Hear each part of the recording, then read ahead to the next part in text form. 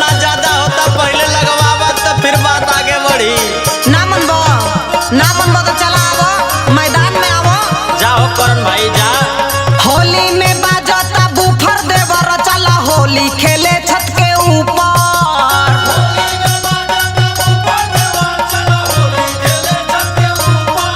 अरे होली में बाजता बूफर, अरे होली में बाजता बूफर, होली में बाजता बूफर देवर चला होली खेले छत के ऊपर।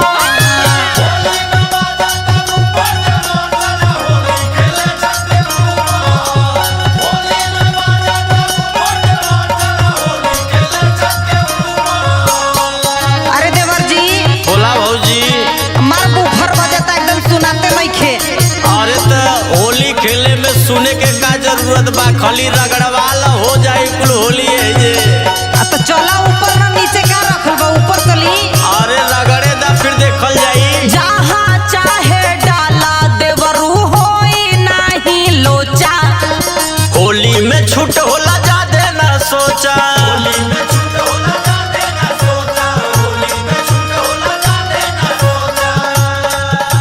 मजा लेला दहिया छूका,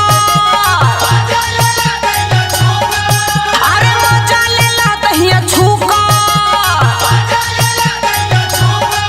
अरे मजा लेला दहिया छूकर देवर चला होली खेले छत के ऊपर।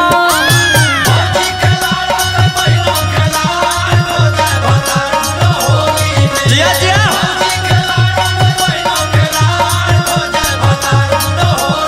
धर ले।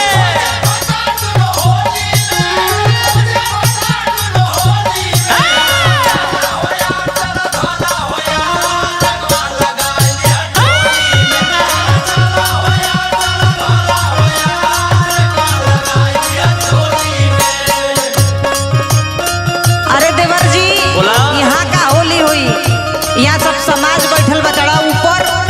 अरे भौजी ऊपर जाके का कबूतर उड़ाइबू। अरे जवन ऊपर बजावा नो हाँ बुझे तर ना।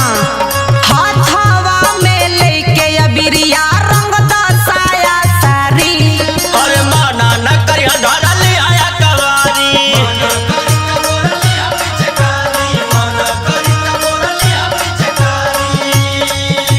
नितिन के गाना बसूपा, अरे करण के गाना बसूपा, अरे करण के गाना बसूपर देवर चला होली खेले छत